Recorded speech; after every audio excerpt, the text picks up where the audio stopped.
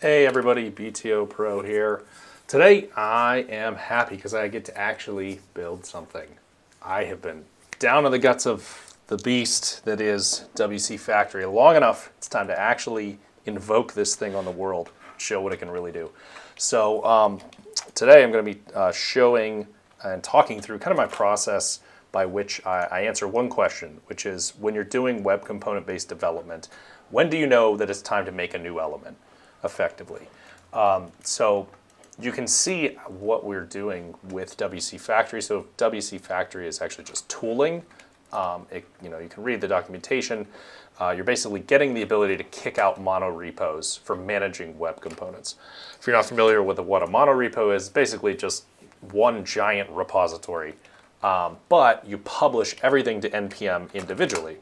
So if you're not familiar with NPM, you should figure it out.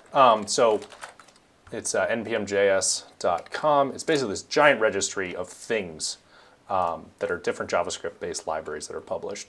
So you can see here we have Hack's body behaviors. So basically the WCFactory tooling lets you stamp out this type of repository, gives you the workflows to rapidly generate new web components and publish them in a sustainable way to the NPM registry. That way other people can take them, mix them in. It also kicks things out in a format that makes it easier to get them posted to webcomponents.org, although that part's not automated. You have to go in and kind of manually publish your elements. So that's the idea with the whole thing. It's trying to get you that end-to-end pipeline as well as build routine out of the way so that you can actually compile your elements and roll them into a production environment, whether that's a CMS or for application development. All right, so what have we been building with it? Well, this is one that I've been messing with recently. It's, as I said, I get to finally do something creative instead of building tooling on tooling. So we'll go in this directory I'm in currently. I'm at the that related level, that mono repo level. So to work on things in my mono repo, I'm going to go to CD elements, and then in elements you're going to see a bajillion elements. I mean, we seriously, once we're finished contributing, even just what we have currently, not the additional things that we're going to be planning to add over the next few months, we'll have about 10% of all web components that are on webcomponents.org. It's kind of crazy. So to use the tooling, I've run through, imagine we have this, I want to work on this project, I want to work on OutlineDesigner. So I go to any of these and I just run yarn start.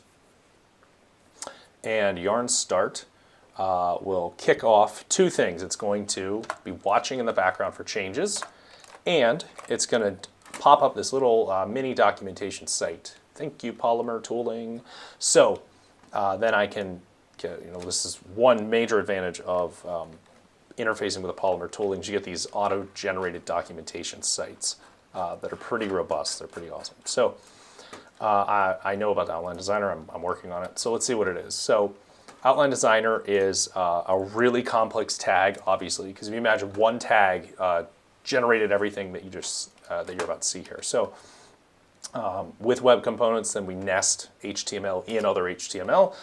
They just happen to be custom elements. So in this case, I have some buttons here that I could click, and then we change state on something called Iron Pages, and then we throw additional elements in, right? And then maybe we change the display again, and we cycle between these. So this is a prototype.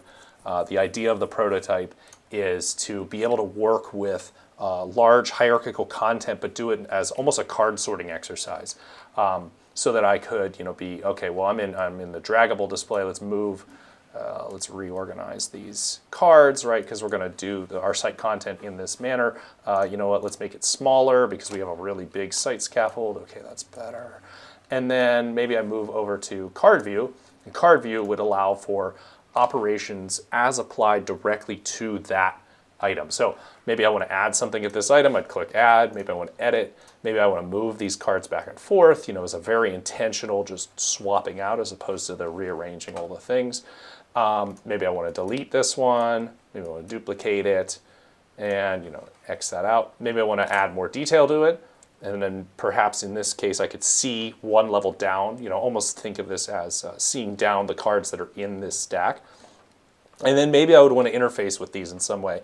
And if it was on a touch device, it'd be cool to just do that, and throw things away.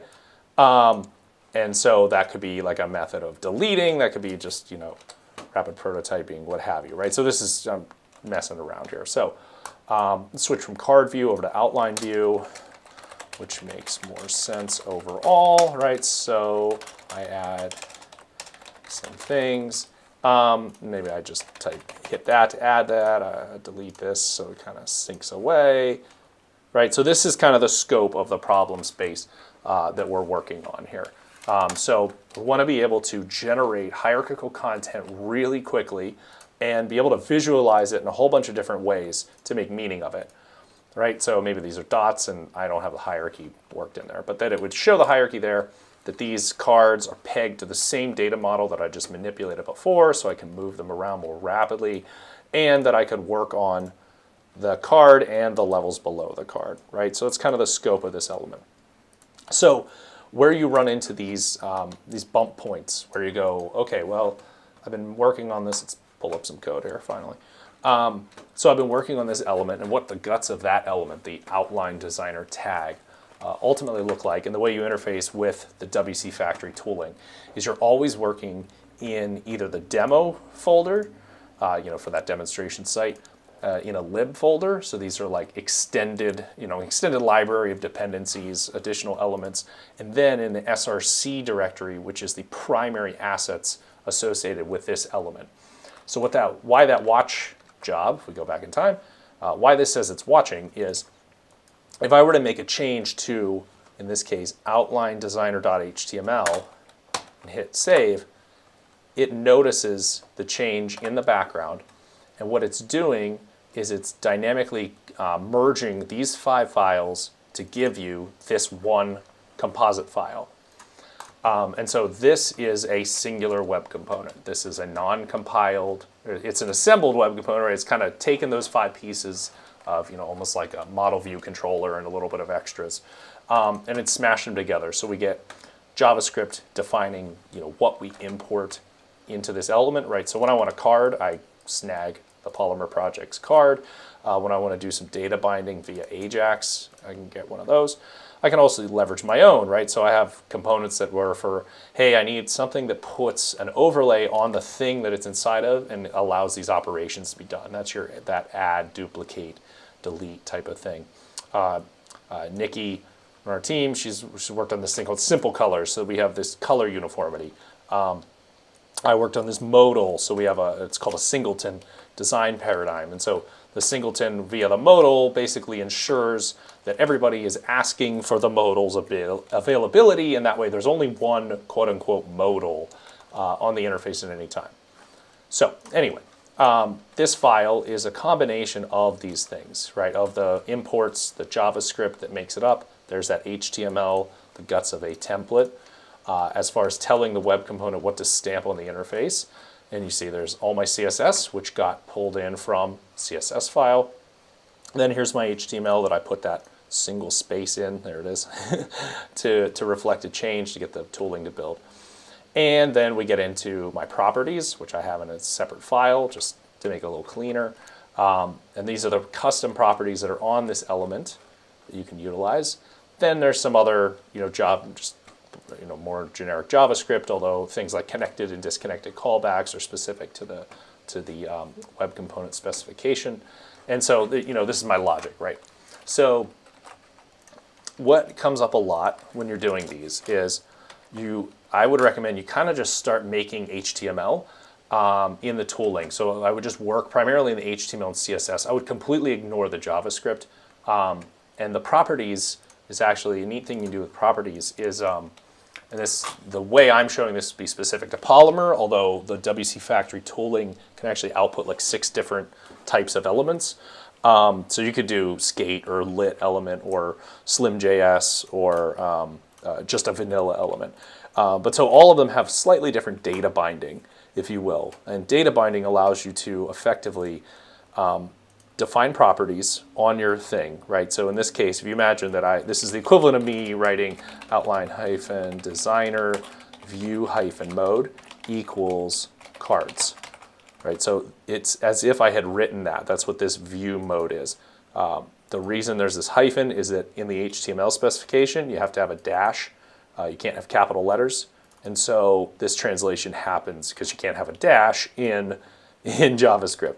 And so whenever we have this camel casing like this, it'll get converted to be input like that. So anyway, this is effectively allowing me to define these custom properties or attributes on my my custom element. And so then you can, in the simplest form, use data binding, which is this like literal, this kind of literal syntax. This is saying like, hey, take the property that's on the component and I want you to just paste it here, more or less, if you want to think of it that way. Obviously, it gets more sophisticated than that, but just for getting started, I would definitely just try to, wire some text-based things and Boolean-based things directly into the interface. The WCFactory tooling will actually ask you what properties you want to add if you want to. I recommend messing around with 2 or 3 when you get started, just so you can see this happening. It actually kicks out of the tooling a boilerplate that will template bind based on the library that you're referencing. So anyway, so imagine you're doing that over and over and over and over again. You make a whole bunch of HTML, then you kind of step back from it and you say, well, could I reuse this? So perfect example, in this setup, I have this thing, and this is this little swipey thing. Now that's obviously not what the interaction would be in the end.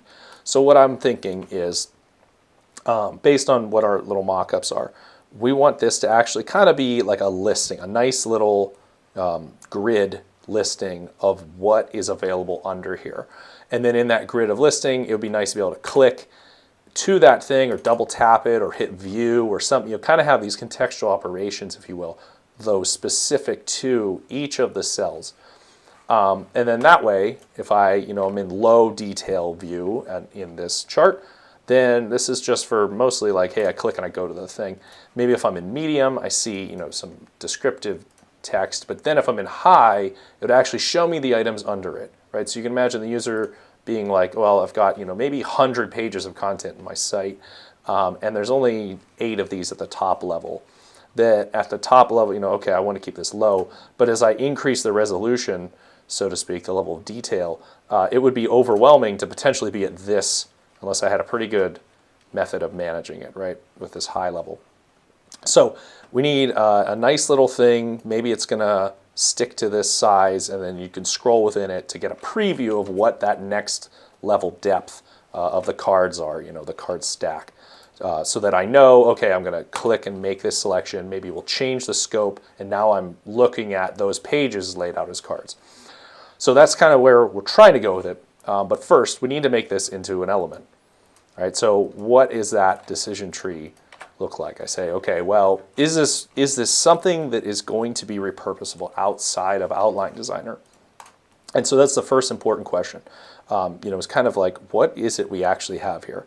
So at the moment, we have, and this is this curve swipe style, we've got this IronSwipeable container.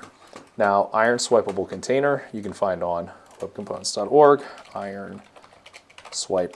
It's really cool to just go to webcomponents.org and just be like, what's the thing I'm trying to do? I'm trying to swipe content away. And then type the word swipe and find a whole bunch of things and then start to pick around and make sure they're the right version, play with the demos, things like that. So if we look at what IronSwipeable container is, it's literally a wrapper that whatever goes in the wrapper, you can click and drag or you could touch with your finger and throw off the interface to then fire an event to execute an action. It's pretty cool. It's not really the thing that I need here. Really what I need is I need operations to occur on a thing at this level. So maybe I make IronSwipeable container optional, maybe I don't include it. But what I fundamentally have here is I have a listing of kind of the child pages of this. And so I'm going to need it to not just be an item list. I'm going to need it to be cleaned up a bit. And I'm going to need to be able to present operations on top of it in a form that allows you to either do the swipeable click and drag this off the interface, or click the edit button and fire an event to do something else, or hit delete and get rid of it. And so it's kind of a list that can be self-modified, is what I'm going for here. So to me, this is two different elements. There's the element that is the design asset of that little bar, if you will. And then there's an element that is more or less replacing the UL, so that it would be nice if I could, maybe just have like a editable list tag, and that the editable list would have like editable list item inside of it. And so then the editable list item inside of it might have, it might be like page 1. And then to mirror what we have here, we'd have page 2, page 3. And then we'd have to think about some state management associated with it, right? I don't want it to be editable at all times. And so if I look in my properties that I have defined here, OutlineDesigner has a concept of edit mode, right? It's just something tracking state. And so if I look at edit mode in the logic of this element, it currently doesn't do anything yet. It's just like, well, you're either editing or you're not. And I may want to actually, you see this says type string. I may want to actually make that a Boolean, and we'll have the value be false, because I want to be able to say whether or not we are in edit mode. An important thing with Boolean logic is, when you're doing property definitions like this, is trying to make the name logical, knowing that if I made edit -mode like this, and then I made, let's say that I default this value to true and I want to get rid of it, well, you can, but it's going to be hard to actually write that into the DOM. It's nice to be able to actually write the attribute, in this tag. It would be nice to write edit mode, but be able to disable that, right? If it's always true, I can't disable it necessarily. So what I like to do is name things in such a way that they're off by default, and then when you add the attribute, it actually turns it on. So I've got edit mode, it's Boolean, it's going to be false to start out with. And so maybe in my editable list element, I'll have some concept of editing, or edit, like editing or edit mode. And so then in edit mode, I'll wire that to the edit mode property. All right, so this is a concept that Polymer really pushes, this properties down, events up. And so props down would mean OutlineDesigner is going to pass down into editable list the state of the editing experience itself. And so the other thing about taking this type of approach, where I'm kind of prototyping what this element is in the page, this doesn't exist, right? So like if we go back to my demo and hit this, right? Like I didn't magically make a tag, right? There's that stuff that's sitting there. This is a nice thing with the custom element spec or HTML in general, is it goes, I don't know what that is, so you're just like a span, basically. So it treats it kind of just like a fake tag if it doesn't know what that tag is.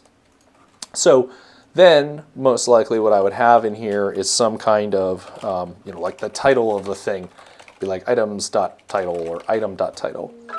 And then I probably wouldn't have multiples, right? So we kind of work our way backwards towards what the goal is, right? Am I going to hard code editable list item? Well, I could. It would be nice if I had that single element. Am I going to hard code the list in general? Well, I am going to have a list supplied. And then it's, well, okay, well, if I'm not going to hard code this, could I make a way in which editable list effectively uses editable list item, but maybe it gets passed in items, which are data bound to items, or item.children or something, right? So this would be the notion of taking the data that's in this element, right? And this isn't actually the way, because just I know what I'm doing with the data model. I'm going to actually put manifest.items for the time being. This is a way of taking these items. We're going to pass it down. It's actually, if we look at what manifest is, manifest, it's an object. And so I know the way I'm using manifest.items, .items is going to be an array. So enough talking about this though, but let's actually take this, let's make a new element using the tooling. So what I'm going to do, I'm going to open terminal here, make it new. All right, so I have that running in the background. This is also something I recommend working with this. You're gonna need your you're gonna need to have a watch directory running per project. So actually, I don't need to go into the folder, but so anywhere, because you install WCFactory globally, you can type WCF, and then because I want to make a new element, I can do an element, but let's do WCF help.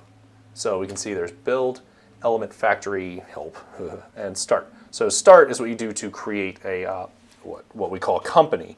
So if you think of the company as like this housing for you to work within, it's just a high-level abstraction so that you can have a place to store your builds. You can actually define your own templates for the way that you generate elements. So if you want to define a different type of custom element as your boilerplate, then go ahead.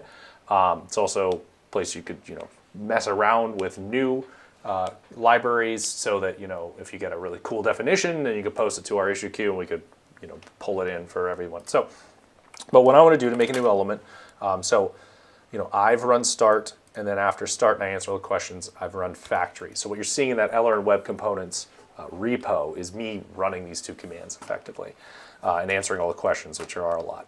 So WCF element. And so you see it says only one factory. So what you could do is you could have multiple mono repos. Maybe you would want to make the dividing line per project. Maybe it's client A versus client B, or based on the scope of what the elements that you're making are, or whatever. But I only have one, so it auto-selected. So I'm going to make a Polymer one. You don't need to necessarily for parts of what I'm going to do, but I just generally like to use it. It's pretty lightweight, regardless. But there's you can see some of the other ones we have in there. There's lit. There's just a vanilla JS element. They're really not all that different from one another when you start to dig into it, especially because Polymer is aligned so much with the web component spec. More or less what you're getting with Polymer is the data binding stuff and some utilities to make Shadow DOM a little nicer to work with. So I'm going to do Polymer. And then the name of this element we're going to work on is editable list. All right. Description purpose, a listing of items that can be edited in place with operations, we'll say. Okay. Do you want to use Sass? No. Do you want any custom properties? Yep. Actually, default is yes. Do I want this to be wired into the Hacks authoring system? I'm going to say no for now. I might actually, at a later point in time, change that. But not for this video. So do I want to add a new property? Sure. So what did I say my first property is? Edit mode, okay? So do edit mode. And edit mode is going to be a Boolean. I'm not going to have a default value. I'll write false, actually, because I want it to be off by default. Do I want to make it available for CSS styling? So this is a reflect to attribute property. Yes, I do, actually. And do I want to notice changes to it? Yes, I also want to do that and react to it. Okay. And then do I want to add any more properties? Well, I had said there's going to be something called items most likely. So let's just do one more, do items. And you can update this after the fact. This is just, streamlining some things. Items is going to be an array, I think. Yeah, it's going to be an array. And I'm not going to put anything in there for now. I do not want to reflect that. And I would like to know its properties or respond to changes, but it's debatable at times how often that gets invoked. All right, so add a new property, no. Okay. So what this is going to go off and do, I'm going to close my my browser there, or sorry, my VS Code. This is going to create, don't look at it, LR web components / elements / and now editable. You see we have table, so list. And so open that, check it out. And I did close VS Code on purpose. It's certainly a tip when you get really going with this approach. Having VS Code open while creating an element, or actually while doing yarn install, because you don't do yarn installs per element, you do them at the mono repo level. I've noticed VS Code gets very angry and then the console gets very angry at the fact that VS Code has all these directories open, just because the tooling, in order to optimize your development experience, has to do certain things to the way it handles the node modules directories. You'll notice this is actually symlinked. So all the elements you make actually symlink their node modules directory back up to here. That way all the dependencies are available to everyone else. It also keeps your repo small, but more importantly, it makes build routines actually work. So at the end, you think you have a whole ton of these elements, and then you'd run WCF build, and it'll actually take every single one of these elements in here and compile them and give you a boilerplate so that you can make all your elements work across every browser. To do that, we had to do some goofy stuff to node modules to get that to resolve correctly on the front end. So anyway, what you'll get at the end is it'll say, hey, a fresh made web component, thanks to Elm's Learning Network. You're welcome. To publish this element, right, you could go there. Now, I'm not going to go publish it right now. It's not done.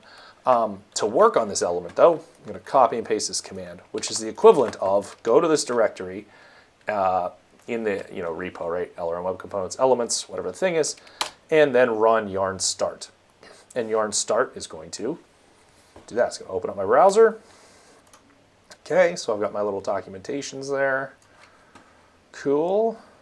And you can see I've got these things wired in by default. So I've got my mini doc site, which is pretty nice. Now I can open VS Code again. We got OutlineDesigner. So let's go through the list. Actually, go here. We'll go to, you'll see a SRC directory. All right, so I don't want to edit this. This is very important. These files that live here are pulled together and assembled by the tooling. So don't edit them. Otherwise, you'll lose your changes. So where you want to work is in these files individually. So let's see what we got kicked out as a starting point.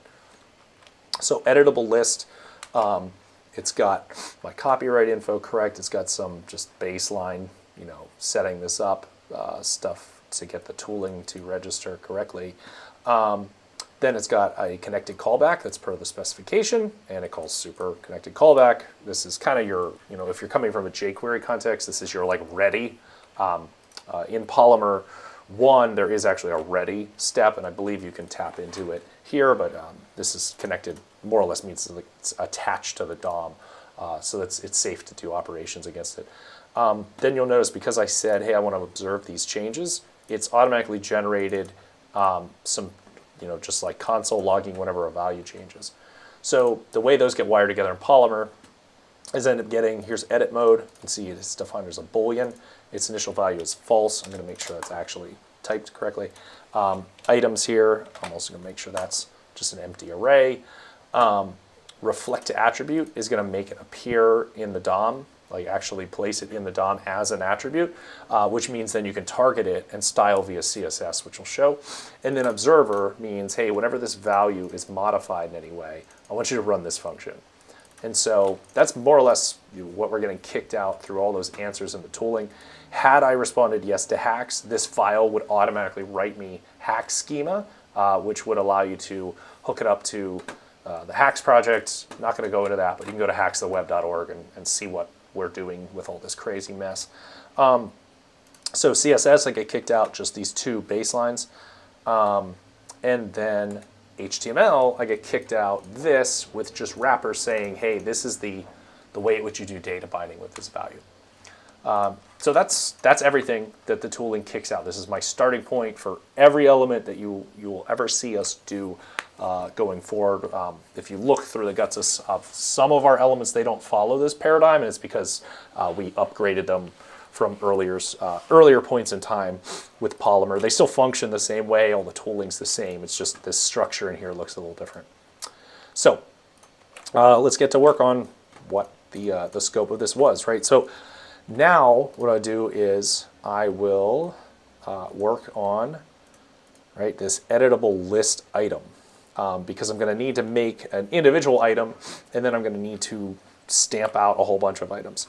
So the way I would do that is I am just going to copy this editable, actually I'm going to take this compiled version, I'm going to copy, let No, I shouldn't do that. I should just copy the whole thing. I'm going to make a folder in here called lib. And in lib, I'm going to make a copy of this item, and then I'm going to name this editable list item. And so the reason I'm doing that is things in the lib directory do not get compiled. So the tooling is kind of intended to have a primary high-level element that leverages this to the fullest, right?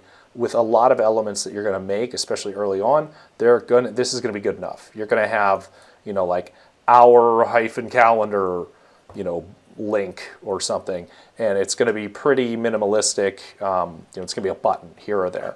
As you keep stacking these things together, reasonably, I could make editable list item its own repo, but for the purposes of this, I'm not going to. So let's change this over to editable list item, and this is going to be an individual list item.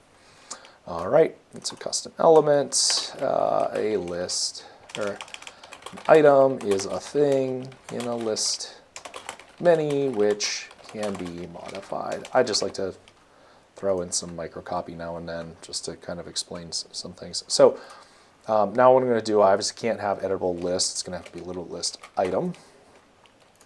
And you can see we've got our HTML, JavaScript, all that stuff copied from before. I'm going to take that out of there. I'm not going to have a, maybe I'll have edit mode passed down. We'll see.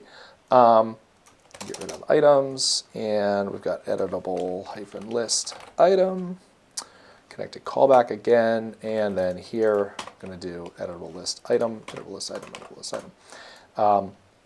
So this exports it so that then things can use it imperatively. So you could actually export this value and then start to leverage functions. If I had some magic functions on here, I could leverage them without actually connecting it to the DOM and interfacing with it there. So that's, just if I really wanted to. So now the really cool thing from a scoping perspective, I have effectively created this little tiny vacuum to work with it. So in this little tiny vacuum, if we close out the properties for the moment, I want to save that. Okay. In editable list, right? So to get started, a lot of times, what I like to do is I will kind of mock up what that tag would be. So let's just wire this one tag and write it a whole bunch of times, and you'll immediately start to see why this approach is so stinking powerful. So let's say there's edit mode, and let's maybe change this to canedit, and that's going to be a boolean, and we are going to have, I don't care about observing that, we will reflect it, and let's say can delete. All right, so I've got can edit, can delete, and then I'm going to have a edit mode of some kind in this case. So having an edit mode of some kind is going to be, kind of the parent item passing down and saying, hey, it's time to edit stuff. So the other thing I could do with that, instead of having an edit mode, I could have can delete and can edit using CSS in order to more or less hide options that are available. So let's get rid of edit mode so I don't have to pass that down. Now, this obviously, if I'm making a value that's going to be whether or not someone can edit or delete something, that's a pretty weak key, right? So obviously you do back-end sanitization, do some other checks, right? This is just for getting this up and going. So I have got my CSS and my HTML here. And so what I'm going to start to do is kind of mock up a bar, if you will, that has an input field and it has an edit and a delete button. Similar to what we saw if we go back to here and we go to this mode, right? So we've got this input area, and then I've got a add button, and I've got a delete button. So some relationship like that is basically what I'm going to construct. But you'll see how it came out of thin air. So I'm going to have can edit and can delete. which means I'm going to want to do data binding on something. So I want them to be buttons. I know now, right, and this is where I get, kind of conceptualizing this. I've got these buttons. I'm going to need to get buttons from somewhere. I don't want to make buttons. I don't want to make icons because I'm lazy. So I can go and search webcomponents.org for these things. So I could do, I know that there's paper button. That's what I want, but I'll search button so you'd see what I did the first time. Paper icon button. So this is something from Google that I've been leveraging. So we can look at the demo and we can see that a paper icon button is just that, just real basic. Cool. I want some nice thing to appear when you hover over it. So I could also look for, I'm not going to add this, but I could do paper tooltip, and then that way, whenever someone mouses over the thing, it shows them this nice little thing like that, like, hey, now you can tap on me, right? So that this button, and it has the hearts, and I click the heart. So this is kind of the way you start gluing these pieces together. So to get this into my project here, I already know I have these, so I'm not going to run yarn install. You would modify, in this case, my package.json, and I run yarn install. I'm not going to do that because I already know what they are. So it's polymer / paper icon button, and this is supposed to autocomplete the version of that. Interesting. Didn't. Okay, so I'll have to grab it here. So we've got, go back to paper icon button. Okay, it's 301. So let's make sure I'm actually spelling that correctly here. And we'll do upwards of 3.0.1. Okay. Next thing I want is polymer, and this is just, I know from using these before, you're going to want iron icons. Iron icons, you go in here and type iron-icons.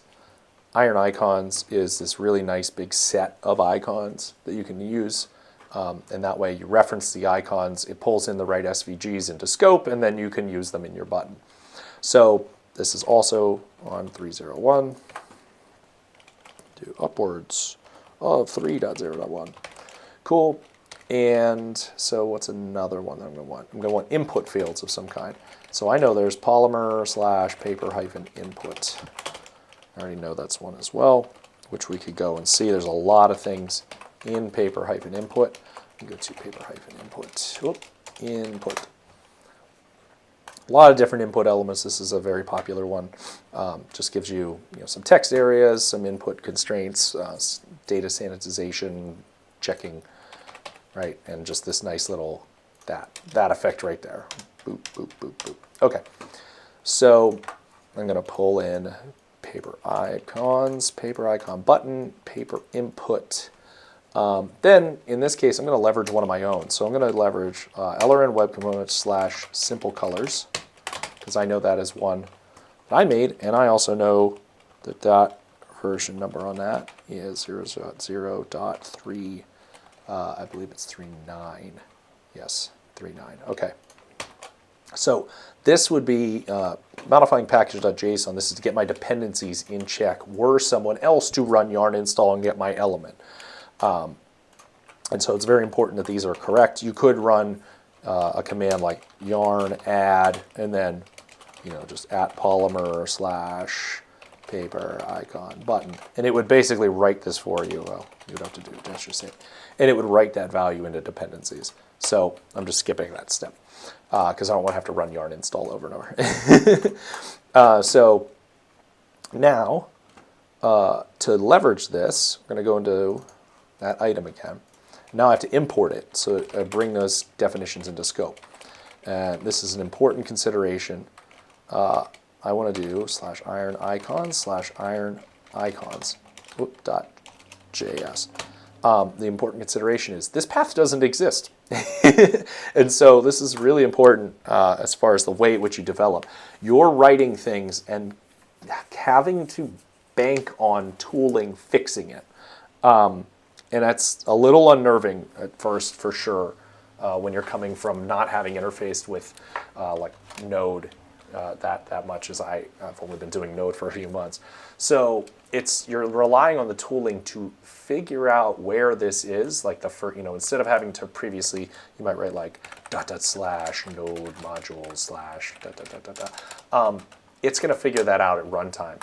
The Polymer tooling that's doing that serving of that little mini documentation site is doing that on the fly. Our build routines compile this stuff out, and then you can see it reflected in what the output is. That's actually part of the differences between these different, you see AMD, ES6, UMD. If I go to editable list, you'll see the raw form. If I go to ES6, this is a valid path location now that's been resolved and would work in a modern web browser. If you go to AMD, this is a different method of smashing together these modular bits of code and loading them. That has, I can get this to work on IE 11 and Windows Edge. And then UMD is just it's a universal module definition, a different packaging format. So our tooling actually kicks out all four of these compiled formats as well as this uncompiled raw format. Just get that out of the way. So I'm working on my item still, and I know it's going to have icons. I know it's also going to have Polymer / paper icon button, and then paper icon button.js. I also want a input Polymer / paper hyphen input / paper hyphen input.js. Okay, so now this is effectively, I'm going to have access to these tags and what the tags provide to me, so that's cool. In this element, then, we are going to have, we can just start writing them. So now I can do paper icon button, and we'll put 2 of those, and this one is going to, I'll give this an ID so I know when I'm clicking it. This is going to be I want the edit button to come before delete. Let's do delete, and this one is edit. And then icon, and I'm going to do icons edit, and then on this one I'm going to do icons delete, because I'm pretty sure there's one for each of those. Then, let's see, before that I want a paper input field, and the paper input is going to have a value of some kind. And cool thing with paper input, this is a good discussion point for two-way data binding. This is actually where Polymer kind of kicks butt with some as far as making things simple when they don't need to be really complicated. Let's define a value on this. We want this item to have a value, right? It's basically going to be like the title or label or what have you. So I'm going to say name, value, and to be clear, in Polymer you don't need this, but to help with kind of like cross-element library compatibility downstream, were I to decouple this from Polymer and maybe switch this extension to be some other element, it would make my life easier then. So type, and the type is going to be, in this case, a string, and value is going to be nothing. Actually, I don't want to put anything there, not even nothing. It'll just be undefined. I'm not going to reflect it. That would have no real purpose that it would serve. So, all right, so I've got value now. So now if I write value in here, this is effectively, this is two-way data binding, so it's saying whatever came into the element, right? So if the element as a whole, editable list item, supplies value, then I'm going to wire it into here. Conversely, this is then if any change is made inside paper input to value, it's going to get reflected and instantly modify the value here. So not all libraries have two-way data binding. It can be expensive, an expensive browser operation. And honestly, if you were to do this quote unquote the right way, you would do a one-way data bind into this and then listen for an event whenever there was any change to this value in this element, listen for the event, capture it, and update value to match. This is one of those areas where I don't really care. I don't want to write all that code just to do this silly thing of effectively saying, well, whatever the value of this input field is, it's going to be whatever my item is. That's pretty much always the case. So let's do some minor CSS modifications then. So I mentioned there's this reflect to attribute. So the way I can leverage this is canedit. So let's space that down so it looks nicer. So if I did host, and then it's can-edit, so that means this, that's a CSS way of saying if this tag has can-edit in it, then I want to do certain things. So it could be display inline flex, we'll say. And then we'll write the same one for delete. So can delete. Now what I also want to do with this is let's take paper icon button. And we're going to say paper icon button display none. And maybe we'll put a transition on that. Sorry, I copy and paste. Put a 600 millisecond linear transition to everything that changes about it. And then instead of display none, so I can get it to animate, we'll do visibility, visible, opacity, 0, and then actually instead of that I'm going to say hidden. So our default state for this button is going to be that it's hidden and it has no opacity. Then if we can delete or if we can edit, right, so this unpegs it so I can actually show these operations independently. And then to target that specifically, I'll do edit. And then in this case, I'll do delete. Then what I want is visible. Visible, okay. And we'll do opacity as 1. So this is a real easy trick to effectively get these values to appear or disappear based on a variable, right? So now, from state management standpoint, it's easier for the parent tag, that editable -list, to be able to throttle whether or not people can edit or delete and see these. Granted, again, it's in the DOM. You're going to need to use permissions to clean some stuff up, on the back end, obviously. Another thing with this, I don't actually need a slot for this tag, so I'm going to take it out of there. Slot is a new HTML5 tag for use with custom elements that allows you to define basically anything that goes inside of this tag, place it here kind of logic. So if you don't want people to be able to write anything inside your tag, then you might as well just get rid of it anyway. So, okay, so I've got editable list item. I still haven't done anything. I've just been working in a vacuum here. So let's actually throw one of these on the interface and see what happens. So we'll go up to editable list, right? I want to work in editable-list.html.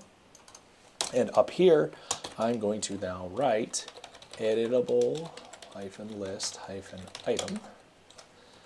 All right, and then this one I'm going to say can-edit, and value equals fun stuff. And then this one I'm going to say can delete, less fun stuff. Okay. Now we'll get rid of those for the time being. Slot, again, I don't want any slot capability in this list. It's literally going to have data to drive it. But to get started with testing, I'm not going to have any data. So now I need to import that reference, right? I need to import editable list item or else I won't have any idea what that is. So this is one of the only silly things with our tooling, I will say, is the path to that file. So I mentioned before the at polymer, blah, blah, blah. You can, if you put ... or dot in front of it, the tooling layers will know to skip that and actually use a relative reference. So I say this part is actually silly. You can't, if I go ./lib, that would actually be within this same folder, except this file is these are going to be smashed into one file and live here. So you actually have to do things relative. When you're doing relative paths to here, you're actually up a level from where you think you are. So if I'm up at this level and I do ./lib, now I'm at this item. So that'll pull in the reference to that item. So been working a lot in a window here, not hitting this demo at all. Let's see if this just works. That'd be wonderful. Hey, look what we have. We've got some stuff showing up. So this is that data binding, right? And now I see there's a delete button And there's this other thing here. So it didn't properly hide these. So let's see what we need to mess with here a little bit. So I can look in here. We can do, I've got inspector open. You'll see shadow roots when you're doing inspecting this way, right? So I can do paper icon button. We'll see can edit was set correctly, and it says that that's visible on the edit button. My guess is there's no actual edit icon. Yeah, so like the icon itself works. So let's see what edit. I don't think it's called edit. Iron icons. Pull up the demo, and then we'll search for edit or create. Right, so there's a pencil. I don't know why the heck it's called that. It's stupid, but so it's create instead of edit. So what I can do, let's make sure that these are actually false too. That will probably help with some of that inconsistency we just saw. So it's not edit, it's going to be create. If you're curious why there's icons hyphen, that's because there's different icon libraries, and this says library and then icon within that library. That way you can have lots of icon libraries together because they're namespaced. So we'll refresh now. There we go. That actually fixed both of our problems, fixing that part that was Boolean. So we've got the data binding into fun stuff. We've got our edit pencil, and we've got our delete can, trash can. And we have those because of the way that this stuff is data bound, and that in our editable list, we specifically said, hey, put these down on the page. Okay, so now we need to do some data wiring, right? Because these aren't real things. Obviously, I don't want to just hard code write editable list item here. That doesn't make a whole lot of sense. So another thing I want to do is probably make a container of some kind for those items, and then maybe I'll say that my paper input is going to be display flex min width like 80% or something, and then we're going to say this div class is going to be ops for operations, and dot ops it's going to be display flex. All right, let's see if that cleans that up. Nope, of course not. Still not the best at working with flexbox and things, that's for sure. So let's do ops, maybe this inline flex, and we'll change this one to be inline flex. Well, that's a little bit more of what I wanted. Maybe the 80% part. There we go. That's a little better at least. So let's take that off. We'll do inline flex. I don't want to get too bogged down in CSS. That wasn't the point of this. So there we go. Inline flex. There we go. All right. Good enough for now. So I'll clean that up before it gets into production, obviously. But okay, so we've got these items here. I can modify it. I probably want to peg that whenever I click the edit button, I want this to be editable. So the way I could do that, there's a couple ways, but I could do paper input, and we can look through the API of paper input a bit. Dig in here, we'll see that I believe it has disabled. Yes, okay, so it has a disabled state. So disabled state, so we're going to need to wire this up correctly. So let's do disabled equals this, and we'll do disabled. All right, we'll peg it to the whole element being in a disabled state, if you will. So if you have can edit, though, you should actually be able to pull it out of a disabled state. Another thing we could do is we could do like this. We could, instead of paper input, we just have a div. And so this is probably nicer from a UX standpoint. I would have a div, and then instead of disable, this would be hidden. And you have to have this $sign on in Polymer to bind. This does attribute binding. So basically, instead of doing a dot hidden, it would do a dot set attribute hidden to whatever this value is, and we'll do that on the fly. So a div obviously doesn't have a value, but a neat thing I can do here is I can say, well, place value there, data bind it. Now let's change class to input, and let's add that class to the paper input. So now I can just name this to, whoops, dot input. All right, and so hidden is based on whether or not, let's change this to editing. All right, so let's have an editing state for this. And so now we need to have some kind of editing, right? Because there's can you edit, but then there's also the fact that you're actually editing. We don't want to assume that you're editing at all times. So the name of this is going to be editing, and type is going to be Boolean, and value that is going to be false. Oops, false by default. Okay. So that's going to be false. Another thing you can do, and this gets Polymer specific, is you can actually document these and it'll show up in the documentation. So the value that gets bound into the text field, and this is going to be editing state of the item. All right, and this is going to be permission to edit this. And this one is going to be permission to delete this. Okay, so we've got our buttons there. We've got our editing state, which is defaulted to false. And then I'll need some way of flipping these. So if this is false, then you can do this shortcut on Booleans. So then the inverse of that, right? So editing when I start up will be false. So then hidden will equal true. Paper input will go away.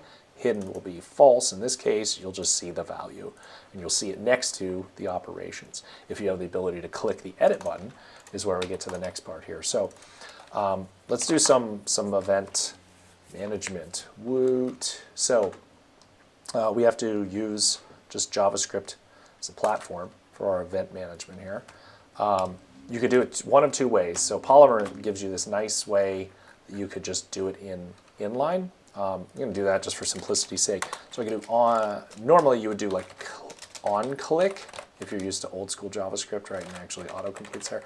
The Polymer version, which will do data binding correctly, is like this. So you just put a hyphen in there. So on hyphen click, and in fact, I don't want to do click events, I want to do tap events, right, so it's a little more mobile, responsive, friendly, which a tap will register as a click as well. It's not a big deal. So then I'm going to say on tap, run this function, and the function is going to be edit toggle. Okay. So now, whenever a tap event is detected in this button, it's going to run this function in here. And so let's get down to around the connected callback. I actually like to put these things below all of the stuff the tooling kicked out. So we'll do edit toggle E, because it's an event. And then we can do, let's see, E dot, well, I don't even really care about the event, right? They just clicked on, and in this case, I know it's an edit button. So in this case, we're just going to toggle the editing state, because if they have access to hit this button, they'll run this function. So then I'll do this dot editing equals not this dot editing, which effectively will be every time I push it, it'll flip between the two states. Something else I want to do though with this, and this is where you can get in the difference between right toggling and then state management. I could make it that every time I hit the button, it changes the icon, right? Because when I'm editing, I actually want to see the edit pencil change maybe to that save disk, right? So I can set it in place. So the way I would do that is there's this nice shorthand in Polymer where anything that has an ID that's inside of here, you can reference via a $, syntactical sugar thing. So what I'm going to do, instead of doing that right here where I just modify the icon, because then I have to pay attention to editing, right? I can rely on this observer that's going to fire this function every time editing changes. So I'm going to click the button, toggle will fire, toggle will switch state of this, it'll get observed in edit mode, and then it's going to do this stuff. So then I'm going to say if type of new value does not equal undefined, it's just to avoid some early startup logic potentially. I'm going to do if new value, else, right, and we'll do something there. So if new value means edit mode is true, and so then what I want to do is this dot $ dot edit, which is a reference to here. Then if I do that, I'm going to change what the icon is. So when dot edit dot icon equals, whoops, do create, right? So when we're editing though, right? So if this is I clicked and it was false, so when it's false, you know, I want to be able to have the pencil. Then I want to have the save icon. That will save that. So let's see what we've got with these if we were able to wire that correctly. Fun stuff. You'll see it's there like that. This one I can't click the button. This one I can click the button. Things and stuff, and there's some of that data binding you can see in real time. So it didn't work entirely. Now that toggle is happening appropriately, so that's cool. But it's not changing my icon, for one. And let's see what else is going on here. So edit mode changed. Oh, edit mode changed. Is that in? Yes, okay, so that is in the, oh, that's in the list element properties, but I don't have it defined in here. Ah, there we go. So I didn't actually leverage this function in editable list item. I'm leveraging that function in editable list. So edit mode changed is going to have to be on, I collapsed properties, so it's going to have to be on the properties. So when editing changes, I'm going to have to say observer, and we'll call this function. Now, it's also not hiding this whenever editing changes, if you noticed. So I'll have to look at that. But let's handle this icon issue first. Hey, there we go. So there's an icon issue. Let's inspect that, and we'll see it is actually setting hidden. The issue, though, is that I have a specifier that has greater priority than that, and it's this display inline flex.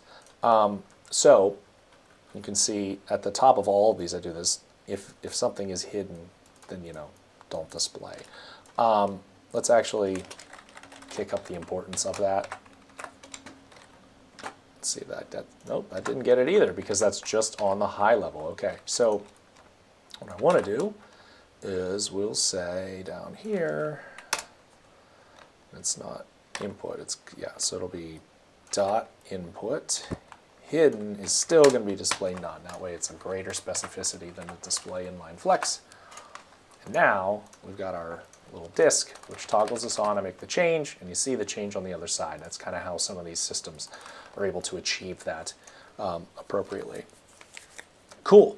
So the way I would handle, I still got to wire that delete up. And the way I would handle wiring the delete button would be, I'm going to, again, listen for a tap on delete. All right, so on tap, we're going to do delete modal. And so this is going to get into much deep, like you go down the rabbit hole fast with this stuff, right? We went from like nothing at all to where this is. So I'm going to break this, because it's been an hour, we're going to break it into another video, and this is going to get into some pretty complex topics in here. I'm going to take this and make it so that when you click delete, it's going to fire an event that requests a singleton modal, which is a singular element that is available to everyone to declare, I am the modal. And so then that modal is going to appear, and it's going to ask me if I want to delete it. I'm going to hit yes. The yes event is going to fire in such a way that the editable list is in charge of getting rid of that item, which also means we're going to have to get into dynamically taking a list of items from an array and generating these items here. So this kind of covered a lot of the basics of the tooling and what you get with the tooling, and we're going to start running a little faster, explaining a little less, and get into some much more sophisticated concepts as to how we actually stack these Lego bricks together and build some pretty awesome experiences rather quickly.